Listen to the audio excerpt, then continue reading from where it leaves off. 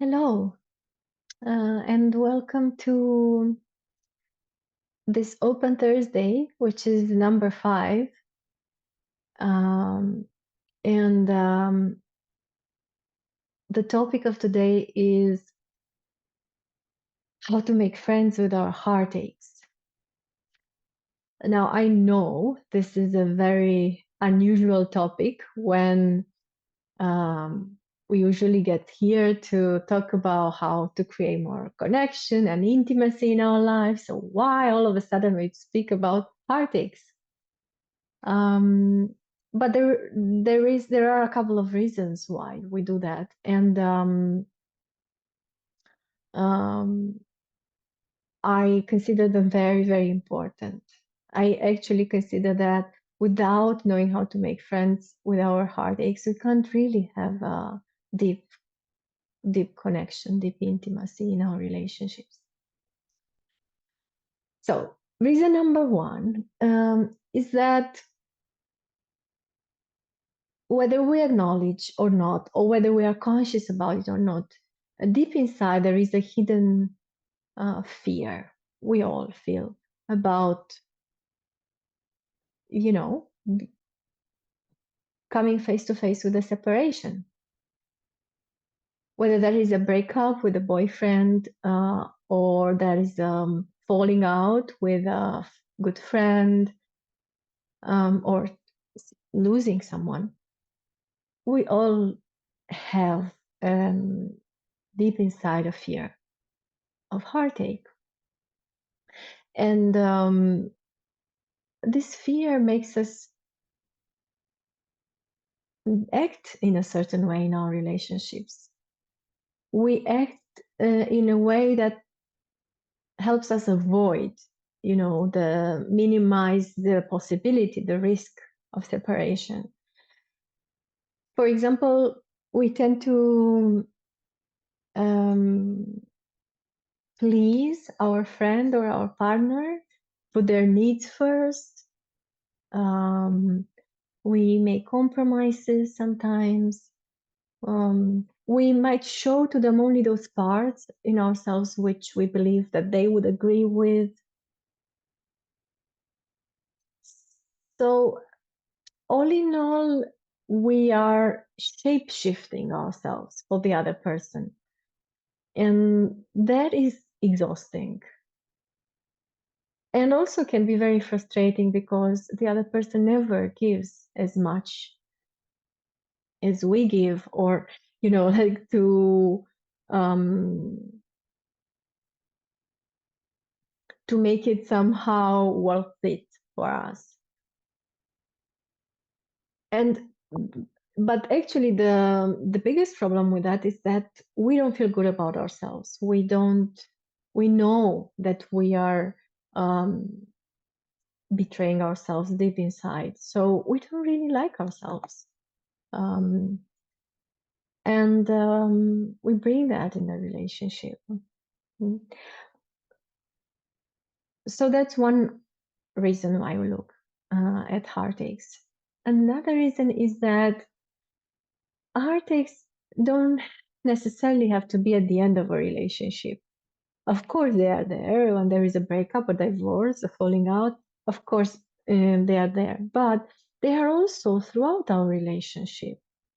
There are these small moments throughout the day, like, for example, we send a message to our partner. I so much look forward to seeing you tonight, and he doesn't answer. You can see that he read it, but he doesn't answer.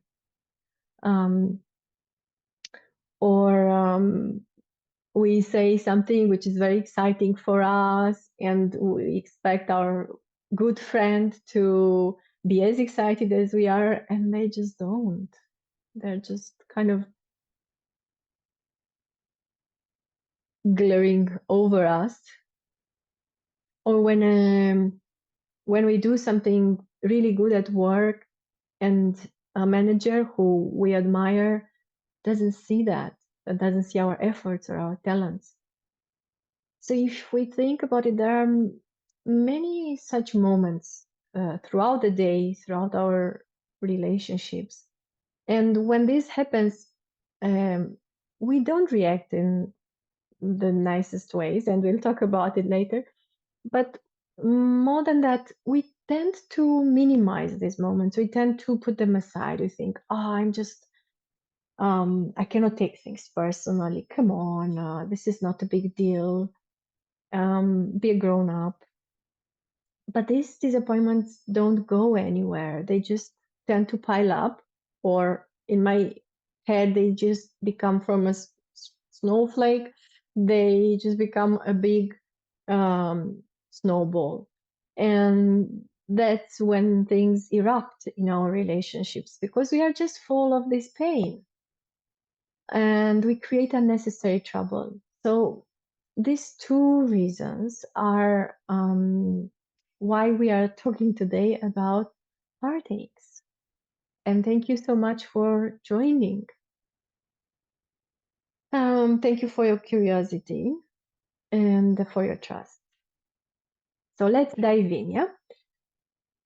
The first thing is a reminder. I hope you know by now that with conscious relating, we acknowledge that the way we behave in our relationships today, they have something to do with how we were brought up, what happened to us in our childhood, when we had our first original relationships. They had a big impact on us, and they are really shaping the way that we are today in our relationships.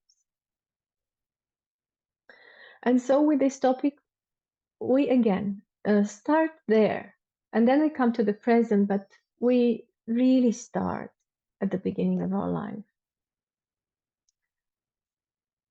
And when we come in our life, we come on this earth. The, the first and the biggest thing actually we need is love. We are coming from a place where we felt unconditional love and care. It was there in a mother's belly. We didn't have to ask for anything, it was just coming. And then as we come into this world, we just want that yumminess to continue. And also, we are very, very sensitive.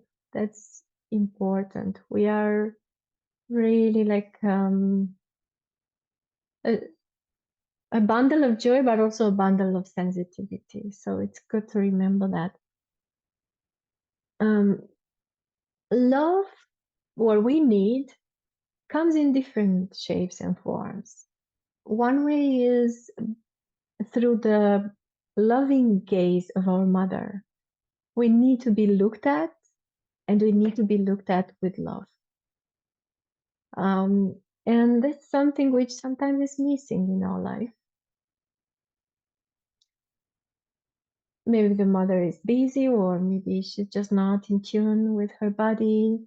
Sometimes she's so wounded that she can't sustain. Babies have this intensely loving look in their eyes, and sometimes for a mother can be too much, and breaking the eye contact with the baby, for the baby can be quite painful. So because again, we are very sensitive. Another way we expect to receive love is through the touch. We need a warm, present, holding touch. Tender also.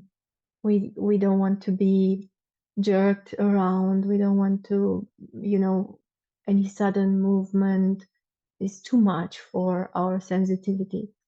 And sometimes this warm, sensitive touch is not there, or not all the time. Again, sometimes because the mother is not sensitive enough, or present enough, but also it can be because she holds a lot of anxiety in her body, and then it's difficult to be there in a relaxed way with the child. It's also the voice that needs to be calm and soft and tender and um, mm, playful. And again, sometimes it's not there. I'm mentioning this because we are not aware of how much relating happens in the first months of our life, which we never remember. And um, but they are so important. They leave a big imprint in ourselves. We don't remember facts, but we do remember sensations. So um, if this kind of love was interrupted, then as children, we experience as a loss of love, and that sensation of loss of love stays with us. So even if we don't have memories, these things which I'm mentioning now is how we get wounded. This is how we get a love wound or an abandonment wound. And again, we don't have memories. We don't always we can't always find it when we look back, but we can find it in our sensations in the present. Mm, there are other ways, as we grow up. Well, one important way is to be attuned with the child. The parent would need to be attuned with the child so that the child feels love. And recently I saw a mother in a pool with a baby. She was holding the baby. The baby was crying, little girl. And the mother was trying to soothe her, but she was really moving her in a fast way, and the child was crying more. And to soothe her, the mother was moving her even faster. And that's not attunement. This is something which sometimes we miss as children. Right? The parent cannot feel us and cannot respond depending moment to moment on what is happening with us.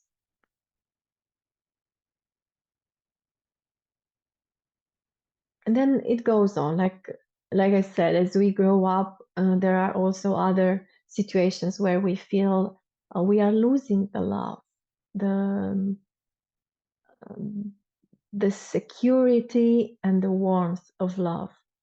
Um, Such situations are, for example, when parents are not present because they are busy with their finances or jobs, or they have problems between themselves, or when they prefer another sibling of ours, or they prefer a sibling of ours. They cannot hear us because they have this concept that children don't know anything. So why listen to a child? And we are not heard. We feel not heard, or they are not paying attention to us. These are already events which we can remember. But like I said, not everything is a memory. Now, all these kind of situations, they create the abandonment wound, which means that somewhere inside in our psyche, we register that love was not there and that was painful. And it's almost like a cut, yeah, it's a wound. Um it's an open wound. And that one doesn't go anywhere. As we grow and we get into relationships, as teenagers and later as youngsters, mm, the way our friends or our girlfriends, boyfriends behave towards us, it just touches that wound inside of us. And that's when we feel um, deep disconnection, deep separation, loss. I think we all remember when disappointments were happening to us in teenage years, maybe with a good friend or with a boyfriend, girlfriend, or maybe the teacher didn't like us. Those moments were so intense because they were touching on this wound. We don't know these things, but that's what it is.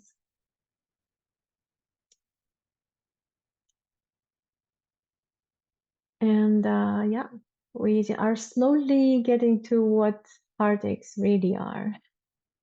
But just a few steps to there. Um, when we are full grown adults and we get into relationships, we start out by feeling a deep longing to have that um, con- unconditional love that we didn't have as children. And we want it so much that we project it, we believe it upon the people whom we meet and we like, the people whom we make friends and lovers, mentors. We just think, finally, somebody I resonate with, somebody I have an affinity with. My God, this is the one. He or she is going to be there for me in all the ways I wanted, I needed. And the funny thing is that the other person also thinks the same. And so in the first days, weeks of a relationship, it really feels like that is there. It really feels like, my God, that's the one. But then, that's just a fantasy. We don't know that it feels real, but it's not real. Then we get close, and then what happens is life. What happens is that we are human beings, and nobody can be there for us the way we want it or to the extent that we want. And yeah, that's the moment when, maybe our partner tends to take time away from the relationship to be focused on a project or to be with her friends. Maybe we want some understanding, our boyfriend or girlfriend to listen to us and they don't. Um, or, maybe they don't like the same things that we like. And in these moments, we feel, oh my God, he or she is not there. And often we look at these moments and we say, like, oh, but this is nothing, this shouldn't be something because it's a small thing. But it really is inside of us. And that pain, that heartache is actually what we said earlier, very little caused by the person in our life, and a lot is by touching this wound. So what happens is that our abandonment wound is just resurfacing. So we are just re-experiencing the pain we felt as children, as babies. This is why it feels so intense.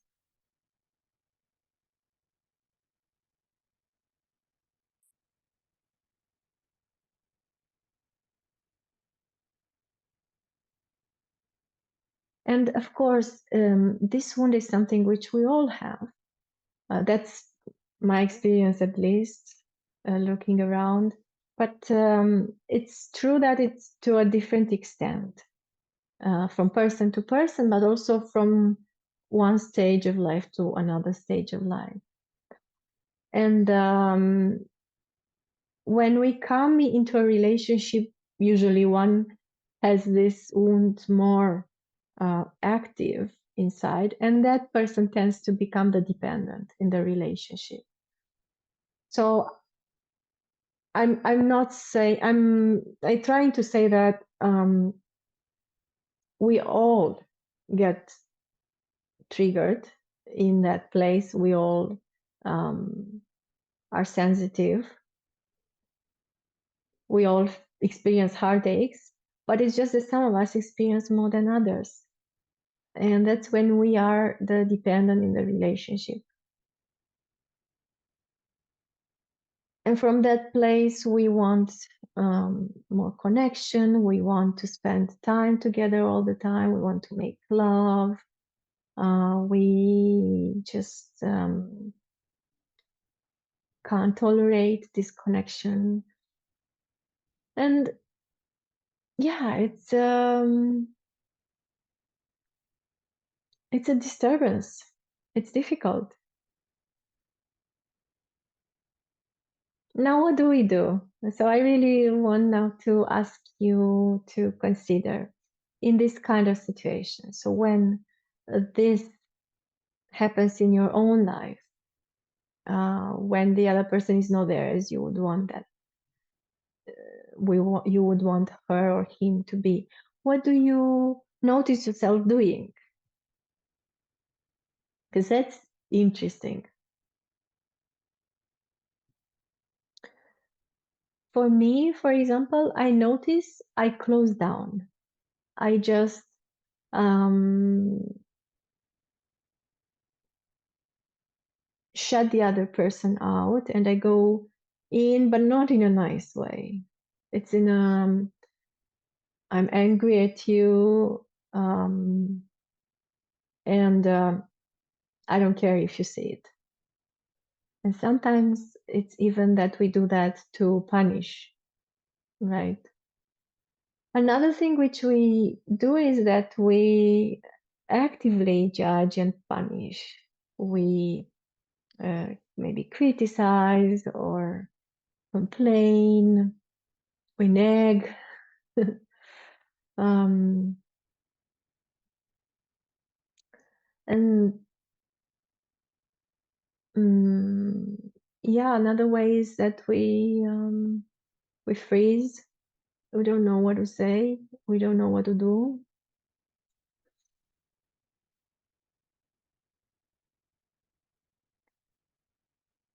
We also try to get attention. We might do that. It's good to become aware of what happens in our relationships um, when we are triggered in our abandonment wound, when we feel this disappointment in love. It's a small heartache throughout the day. It's also important not to judge ourselves for it. Because, yes, we might do things which we are not proud of. We might even give our friends or lovers help in these moments. But, Tara Brach, meditation teacher and psychologist who I really love, she says, it's that little puppy who barks. But when you get close, you see that he barks because his little paw is caught in a trap. So it's good to remember whatever we do from that place of pain, we do it because we carry inside this little girl or this little boy who was hurt and who felt unloved, who felt rejected, who felt abandoned. And that is all coming up. It's just because we don't want to feel it, we try to do something else. But it is driven by that deeper pain, which needs to somehow, yeah, just comes up. And that is also valid for um, the end of relationship. So when we go through a breakup, through a divorce, falling out with a friend, what the pain which we feel inside, of course, it's sometimes it's so strong, it's almost unbearable. We cannot breathe. We even think, I don't know how I'm going to make it through this. And it is partly because of what happened, that separation, but a lot of it is actually coming from our past. It's old pain which was stored in our psyche, in our body, that just comes up. Otherwise, the pain of a breakup can dissipate sooner if we don't need to mourn for so long. But with that pain from the past, then it becomes just like a lot. So, all right, now we know a little bit more about what heartache is. So, first of all, there are two types of heartaches, like big ones at the end of a relationship, smaller ones during the relationship. Then, what it is a little bit pain from the present relationship and a lot pain from the past, from our abandonment wound. Now, how does that help us? Well, it helps us because we can see that a lot of our suffering comes from us being fixated on the other person, us believing that it is the other person. And we go there big time. When we are in our heartache, we usually think the other person is not sensitive enough or not present enough. You should go to therapy, you should go to a workshop about opening to love, to intimacy.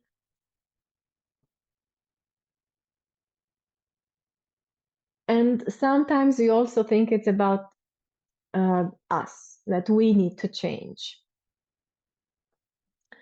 If I were more feminine, or if I were more sensitive, if I were more less of a drama queen, if I were more sexy, then things would be different. The other person would like me, would not take distance from me.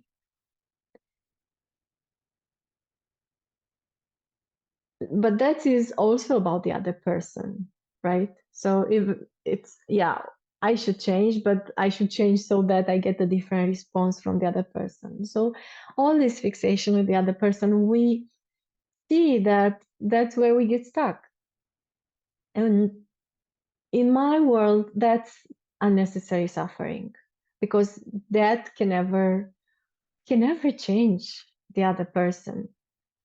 And there are many things about ourselves we cannot change. So it's basically just a story. And Tara Brach says, real but not true. So yeah, it's real because it goes through my head, but it's not true in the sense that that's not the pain which I'm feeling. That's actually no pain. We are just caught up in a story. And what we need is to put aside that story and to turn around. I usually like to exemplify this by through the body. So imagine that when we are in that moment of, let's say, I'm watching a movie with my boyfriend and I feel so touched and I'm all tearing up and then like really getting into crying, and he's not reacting in any way to the movie. And I feel like, oh my God, we are so different. Who is this man? He cannot feel me, he cannot understand me. I'm alone here. And he should be clearly more sensitive. He should go to therapy because something is obviously wrong with him. So when we are in that story, we want him to change. So imagine we are putting our hands in front, our arms in front, and we grab that person's by the collar, by the shirt, and it's expressing by this our deep want for him to change, to be more sensitive in this case, so that they can feel us, so that they can get again connected with us. So imagining that moment and then doing this.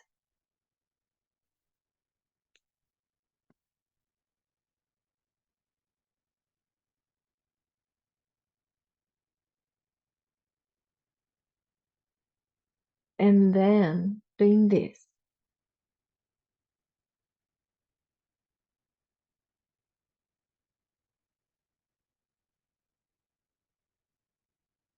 And by this, I mean turning around from him towards ourselves and asking ourselves, what am I feeling?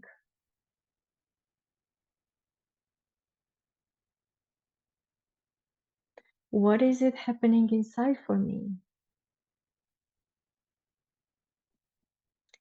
How does this make me feel?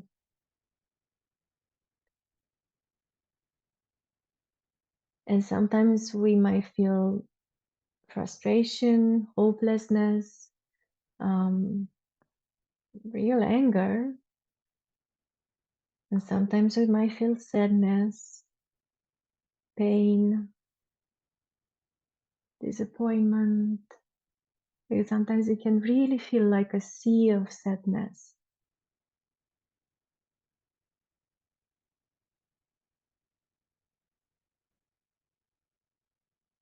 And of course, we soon want to go back into the story and say, oh, you made me feel like this. Ah, you're at fault. But that doesn't help. We need to stay with what we feel. And to stay with what we feel, we need to feel our body.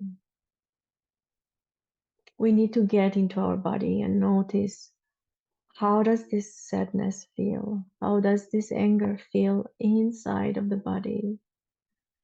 And what is the atmosphere inside? How am I now different from how I am usually? What is this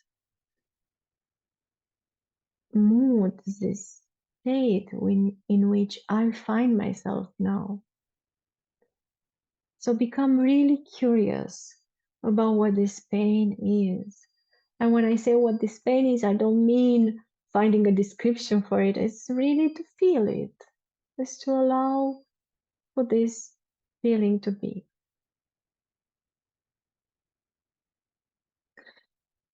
So we saw there are a few steps so far. One is leaving the story aside. Second is asking ourselves, what am I feeling? Third step is going deeper into the feeling. How does it taste? How does it feel in my body? How does it have a color? Does it have a shape?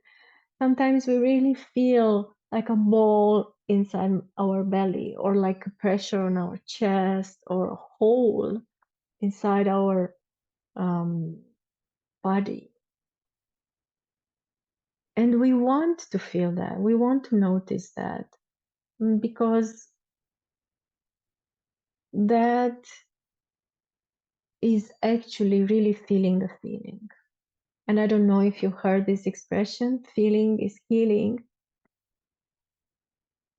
It comes from the fact that we are now feeling the pain from the past. If when we were children, we had someone, another adult, who could have helped us feel the pain, feel the sadness, feel the rage of the lack of love, um, if we had someone to hold us, to allow us to cry and to tell us that they understand and it's okay, if we had someone to help us process all this, we wouldn't have wounds. And so what happens now, we have a chance to feel all that pain, and by that to heal.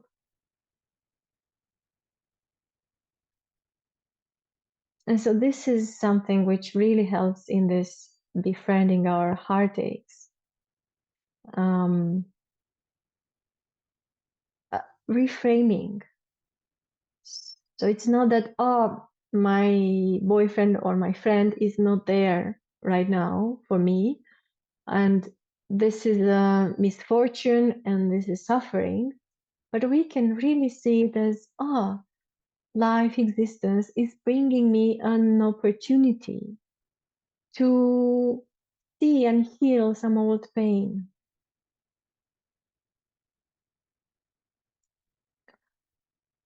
And that really helps us to find the courage, find the space to really be with the emotion, which is so important. It's the only way. Your way out is through.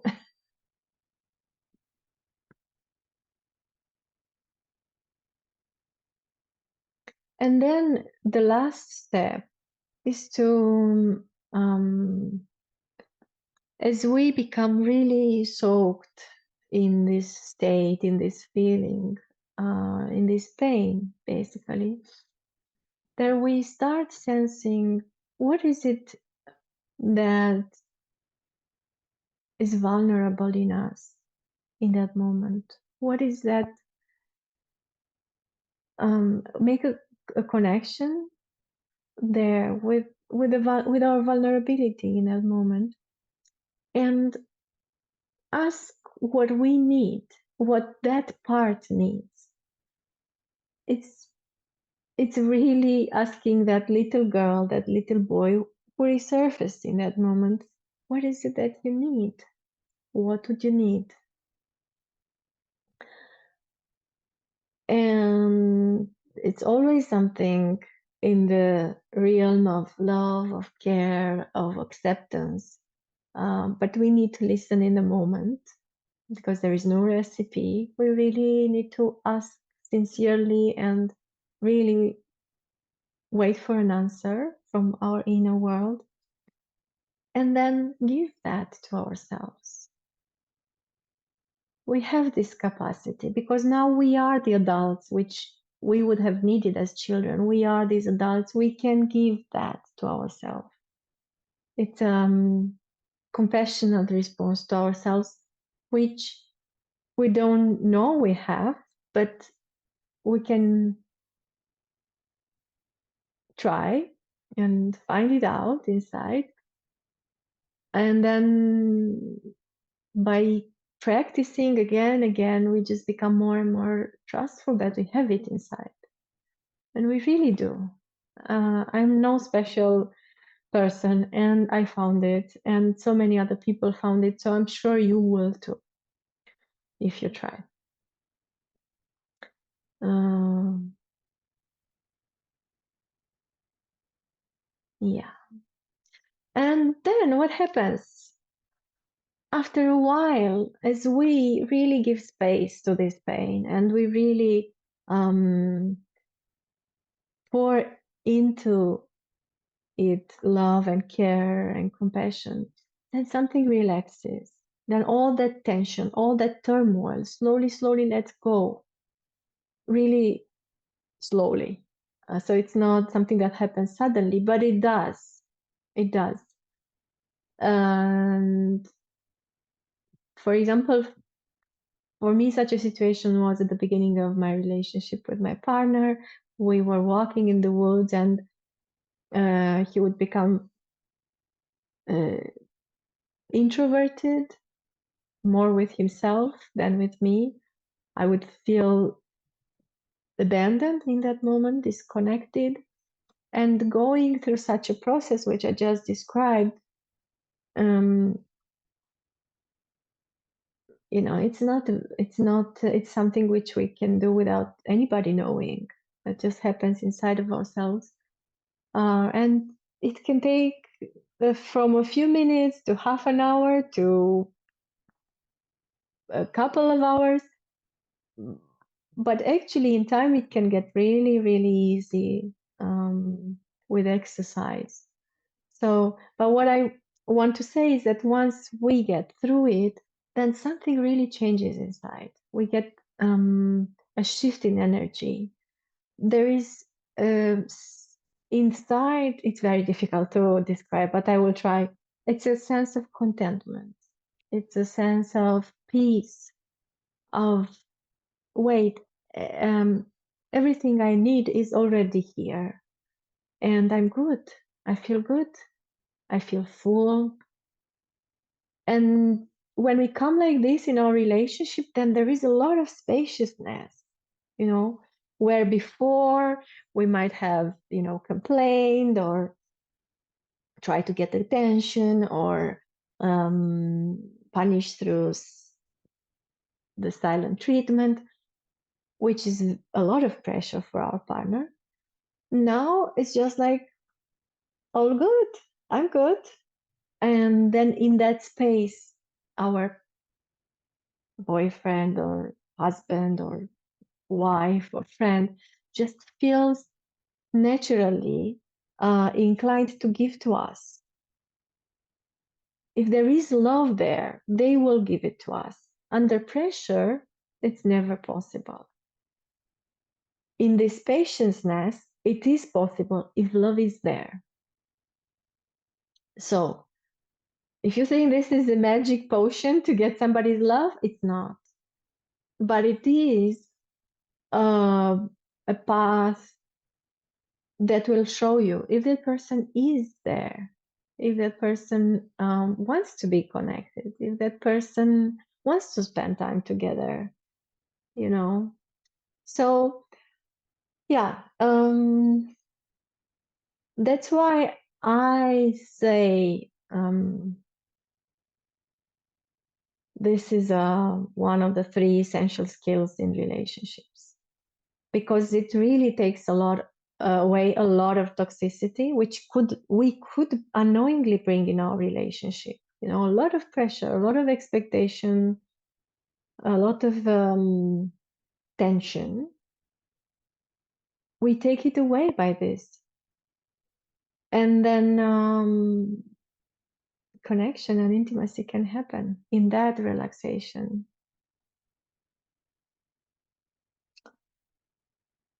So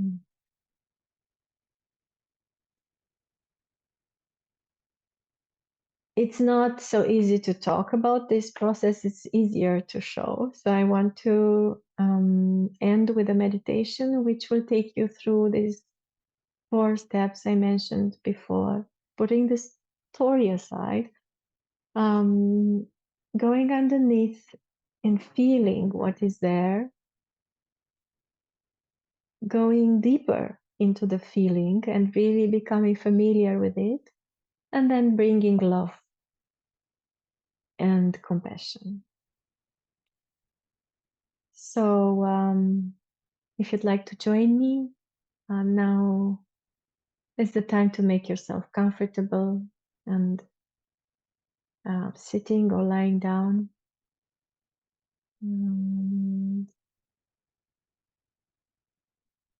prepare for some time for yourself.